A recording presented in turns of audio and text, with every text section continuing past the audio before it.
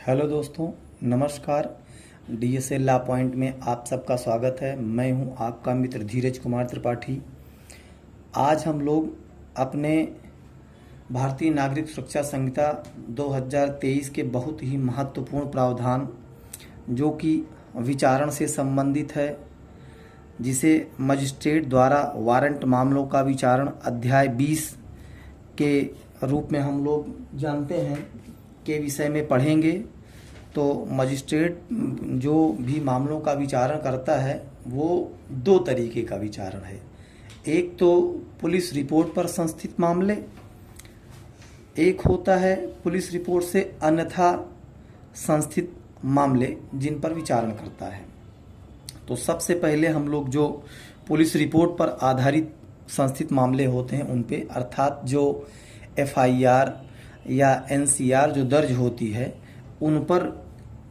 मामले जिनका संज्ञान करके विचारण किया जाता है, उसमें मजिस्ट्रेट द्वारा जब उनका विचारण किया जाता है तो क्या क्या होता है उसमें, उसके विषय में पढ़ते हैं। तो धारा 261 कहती है कि धारा 230 का अनुपालन किया जाना, अर्थात कि पुलिस रिपोर्ट या अन्य दस्तावेज अभियुक्त को दिया जाना। धारा 230 क्या कहती है, जरा सा उसे भी हम लोग देख लेते हैं कि भाई धारा 261 में जो यह बात कही गई है कि जब पुलिस रिपोर्ट पर संस्थित किसी वारंट मामले में अभियुक्त का विचारण प्रारंभ करने के लिए मजिस्ट्रेट के समक्ष वह व्यक्ति हाजिर होता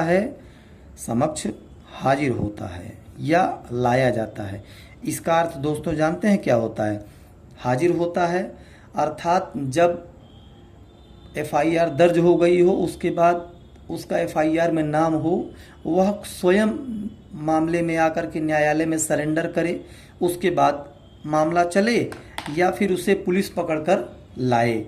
तो हाजिर होता है या लाया जाता है, इसका अर्थ यही है। तब मजिस्ट्रेट अपना यह समाधान कर लेगा कि उसने धारा 230 के उपबंधों का पालन कर लिया है। तो धारा 230 क्या है उसको देख लेते हैं। धारा 230 में यही है कि जो हमारी भारतीय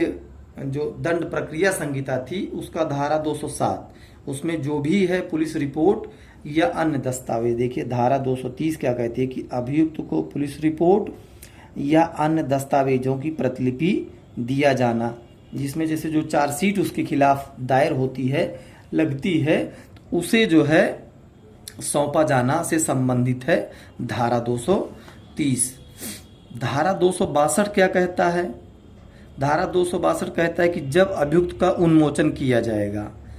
तो इसमें यह है कि यदि अभियुक्त धारा 230 के अधीन दस्तावेजों की प्रतियां देने की तारीख से, मतलब जिस दिन उसको धारा 230 का अनुपालन किया गया, जिस दिन उसे चार्जशीट की कॉपी दी गई, उसकी तारीख से 60 दिन के भीतर, ये टाइम बाउंड किया हुआ है जो पहले नहीं था, 60 दिन के भीतर उन्मोचन अर्थात डिस्चार्ज को के लिए आवेदन कर सकेगा। जिस दिन वह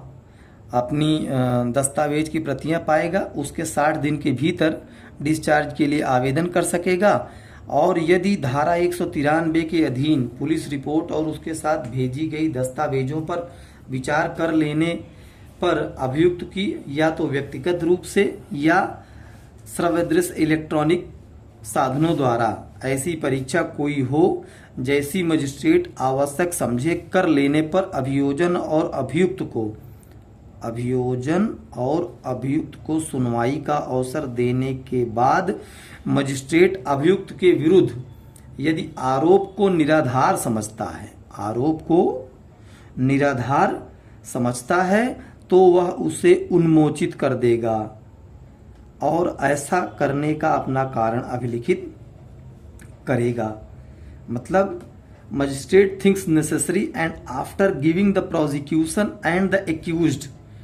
an opportunity of being heard, the magistrate considers the charge against the accused to be groundless। मतलब कि जो उसके ऊपर आरोप पुलिस वालों ने लगाया है वह निराधार है, ग्राउंडलेस है। तो he shall discharge, he shall discharge the accused, वह उसे उन्मोचित कर देगा। And record his reason so doing, कि उसको डिस्चार्ज करने का अपना कारण अभिलिखित करेगा कि वो उस व्यक्ति को डिस्चार्ज कैसे कर रहा है। अब यदि धारा 262 में अभियुक्त डिस्चार्ज नहीं होता है, उन्मोचित नहीं होता है, तो न्यायालय धारा 263 में आरोप विरचित करेगा उसके खिलाफ। तो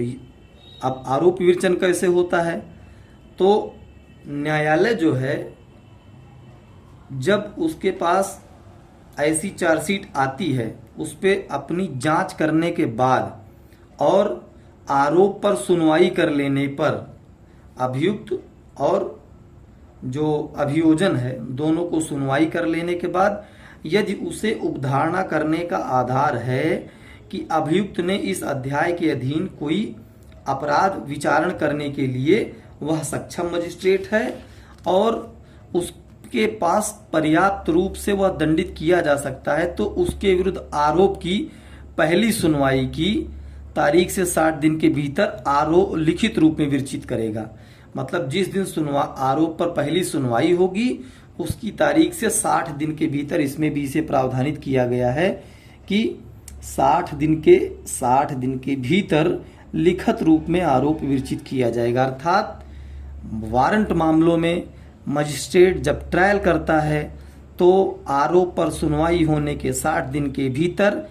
आरोप लिखित रूप में विरचित किया जाएगा। ये बहुत महत्वपूर्ण है कि जो भी आरोप लगाया जाएगा वारंट मामलों में वह लिखित रूप में होगा और आरोप को अभियुक्त को पढ़कर सुनाया जाएगा, उसे समझाया जाएगा और उससे पूछा जाएगा कि जो आरोप तुम पर लगाया गया है क्या उसका तुम दोषी होने का अभिवाद करते हो, उसे स्वीकार करते हो या फिर विचारण किए जाने का दावा करते हो। तो यदि वह जब दोषी होने का अभिवाद कर ले, conviction on plea of guilty, तो जब वो दोषी होने का अभिवाद कर ले उस समय धारा 264 अप्लाई कर जाएगी कि धारा 264 कहती है कि जब दोषी होने के अभिवाद उसने कर लिया है तो उसे दोषित कर दिया जाए, आगे कार्यवाही करने की जरूरत ही नहीं है। तो यदि अभियुक्त दोषी होने का अभिवाद करता है तो मजिस्ट्रेट उस अभिवाद को लेखबद्ध कर लेगा, उसकी जो स्वीकृति है कि भाई जो आरोप उसके ऊपर लगाया गया है वह सही है और वह उसे स्वीकार करता है, तब उसके आधार पर न्यायालय मजिस्ट्रेट अपने विवेक के अनुसार उसे दोष सिद्ध कर सकेगा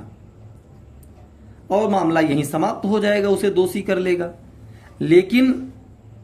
यदि वह यह कहता है कि नहीं, विचारण किए जाने का दावा करता है, तो आरोप लगाकर फिर अभियोजन साक्ष्य धारा 265 की कार्यवाही की जाएगी। धारा 265 की कार्यवाही जब की जाएगी तो उसमें यह कहा जाएगा कि अभियुक्त के ऊपर जब वो अभिवाद करने से इनकार कर दिया गया है और विचारण किए जाने का दावा कर रहा है, तब मजिस्ट्रेट उसे 264 के अधीन दोष सिद्ध नहीं कर पाएगा तथा उसके बाद मजिस्ट्रेट जो है साक्षियों की परीक्षा के लिए तारीख नियत करेगा।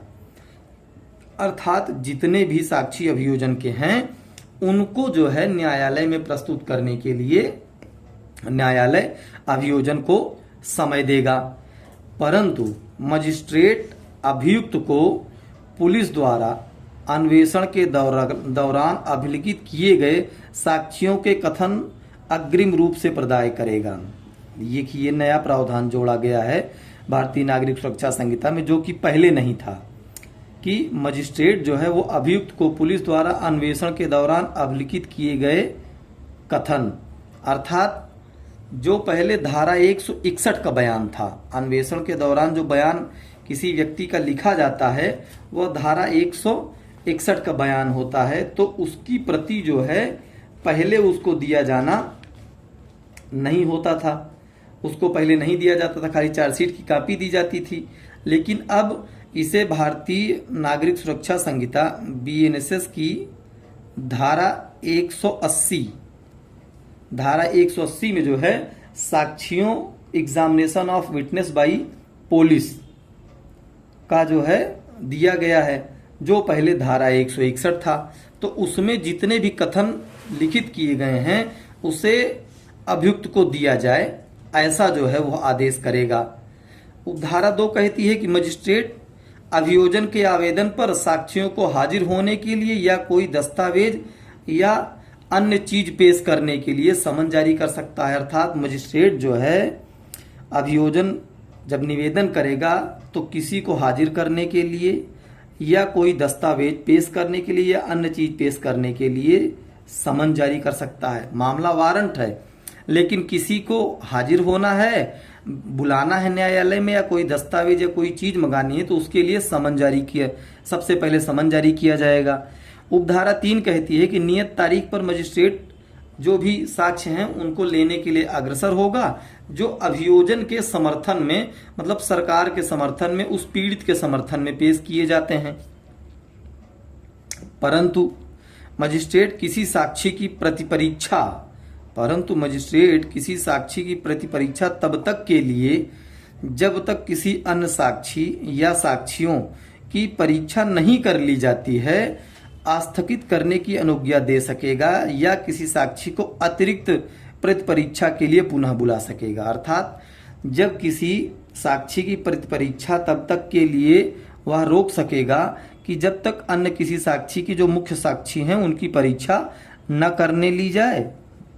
कर ली जाए या फिर उनको अतिरिक्त परीक्षा के लिए बाद में बुला सकेगा। परंतु इसमें 2 परंतु दोनों बहुत महत्वपूर्ण हैं। दूसरा परंतु क्या है कि इस धारा के अधीन किसी साक्षी की परीक्षा जो है वो इलेक्ट्रॉनिक कम्युनिकेशन जैसे मोबाइल फोन, वीडियो कॉलिंग या इन सब के जरिए भी ली जा सकेगी। धारा 266 जो है वह एविडेंस फॉर डिफेंस, प्रतिरक्षा का साक्ष्य, मतलब कि धारा 265 अभियोजन का साक्ष्य, जो पीड़ित अपना साक्ष्य देगा, सरकार अपना साक्ष्य देगी, और धारा 266 कहती है कि उसमें अभियुक्त अपने साक्ष्यों को पेश करेगा। तो जब अभियुक्त से अपेक्षा की जाएगी वह अपनी प्रतिरक्षा आरंभ करे, अपना साक्ष्य पेश करे, और यदि अभियुक्त कोई लिखित कथन देता है तो मजिस्ट्रेट उसे अभिलेख फाइल करेगा, मतलब उसे अभिलिखित कर लेगा। उपधारा 2 कहती है कि जब अभियुक्त अपनी प्रतिरक्षा आरंभ करता है उसके बाद मजिस्ट्रेट से आवेदन करता है कि वह परीक्षा या प्रतिपरीक्षा या कोई दस्तावेज या अन्य कोई चीज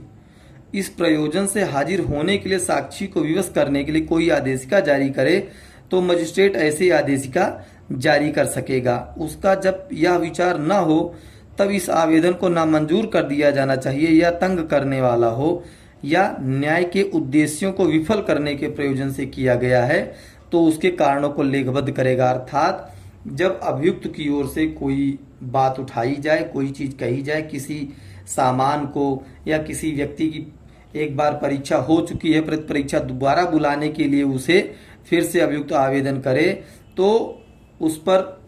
न्यायालय विचार करेगा कि क्या वह ऐसा जो है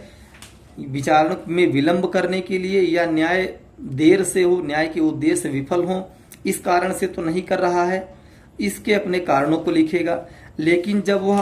अपनी प्रतिरक्षा आरंभ करने के पूर्व, परंतु दिया है कि अपनी प्रतिरक्षा आरंभ करने के पूर्व साक्षी की प्रतिपरीक्षा कर ली है और उसे अवसर मिल चुका है कि ऐसे साक्षी को हाजिर होने के लिए इस धारा के अधीन तब तक विवश नहीं किया जाएगा जब तक मजिस्ट्रेट का यह समाधान न हो जाए कि ऐसा करना न्याय के लिए आवश्यक है। अर्थात जब किसी अभियुक्त की परीक्षा और प्रतिपरीक्षा हो चुकी है तो दोबारा उसे तब बुलाया जाएगा जबकि न्यायालय को लगे कि न्याय करने के लिए ऐसा आवश्यक है। परंतु इस उपधारा के अधीन किसी साक्षी की परीक्षा जो है वो इलेक्ट्रॉनिक साधनों के माध्यम से कर ली जाएगी। लेकिन यहाँ एक बात और खंड 3 में भी ये उपधारा 3 में ये दे दिया गया है कि साक्षी को समन करने से पूर्व यह अपेक्षा कर सकता है कि विचारण के प्रयोजन के लिए हाजिर होने में साक्षी द्वारा किए जाने वाले उचित व्यय को न्यायालय में जमा करे। यदि किसी ऐसे साक्षी से जिसकी परीक्षा हो चुकी है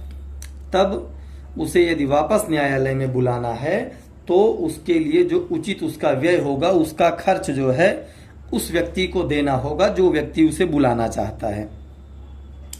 अब इसके बाद धारा 267 से लेकर के 270 तक पुलिस रिपोर्ट से भिन्न आधार पर संस्थित मामलों के विषय में है, तो इसको हम अगले वीडियो में पढ़ेंगे। लेकिन अब जैसे यहाँ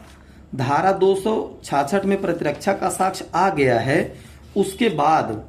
विचारण की समाप्ति हो जाएगी। विचारण की समाप्ति में आगे धारा 271 दोष मुक्ति या दोष सिद्धि के विषय में बात करेगा, तथा उसके बाद धारा 272 और 73 यह प्रावधानित करेंगे कि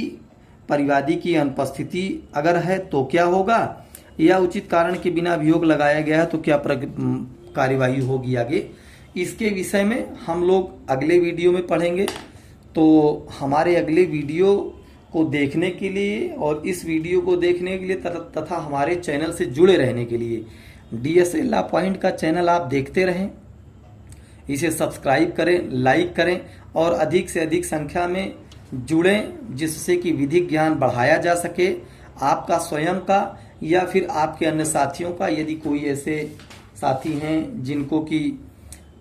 ऐसे विचारण हो रहा है तो अगली कार्यवाही क्या होगी, इस वीडियो को देख करके समझ सकते हैं। तो अन्य अपने साथियों को शेयर करें और ज्ञान अर्जन करें। धन्यवाद। जय हिंद, जय भारत।